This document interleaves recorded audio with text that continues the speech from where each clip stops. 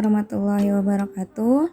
Saya Dasyamila ingin mempresentasikan masa kemajuan Islam.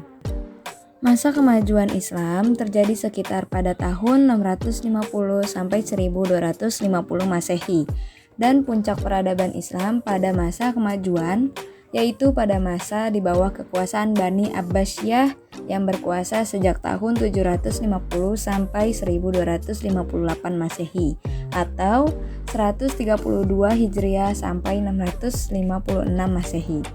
Lalu perkembangan Islam pada masa Bani Umayyah ditandai dengan meluasnya wilayah kekuasaan Islam dan berdirinya bangunan-bangunan sebagai pusat dakwah Islam.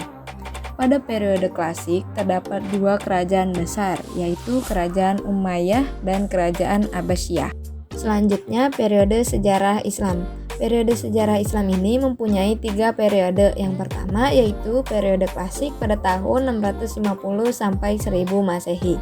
Periode klasik ini mempunyai dua fase, yaitu fase ekspansi dan integrasi dan fase disintegrasi. Yang kedua yaitu periode pertengahan pada tahun 1250 sampai 1800 Masehi. Periode pertengahan ini mempunyai dua fase, yaitu fase kemunduran dan fase kemunculan ketiga kerajaan besar dan zaman kemunduran. Yang ketiga yaitu periode modern pada tahun 1800 sampai seterusnya, merupakan periode kebangkitan umat Islam yang ditandai dengan munculnya para pemburu Islam. Selanjutnya yaitu faktor-faktor masa kemajuan peradaban Islam Bani Umayyah dan Abbasiyah.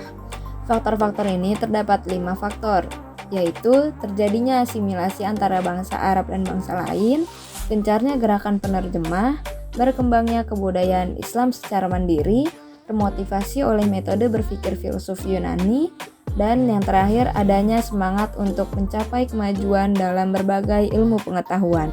Lalu selanjutnya ada tokoh-tokoh pada kemajuan Islam. Yang pertama ada Ibnu Rushd pada tahun 520 sampai 595 Masehi. Yang kedua ada Al-Ghazali pada tahun 450 sampai 505 Masehi. Dan yang ketiga ada Al-Kindi pada tahun 805 sampai 873 Masehi. Dan yang keempat ada Al-Farabi pada tahun 872 sampai 950 Masehi. Dan yang terakhir ada Ibnu Sina pada tahun 980 sampai 1037 Masehi. Kesimpulannya adalah perkembangan Islam dapat dikelompokkan menjadi 3 periode, yaitu periode klasik, periode pertengahan, dan periode modern. Dalam catatan sejarah, Islam mengalami pertumbuhan dan perkembangan pesat pada masa klasik, kemudian mengalami kemunduran pada abad pertengahan. Hal ini ditandai dengan tidak adanya lagi kekuasaan Islam yang utuh, yang meliputi seluruh wilayah Islam pada masa klasik.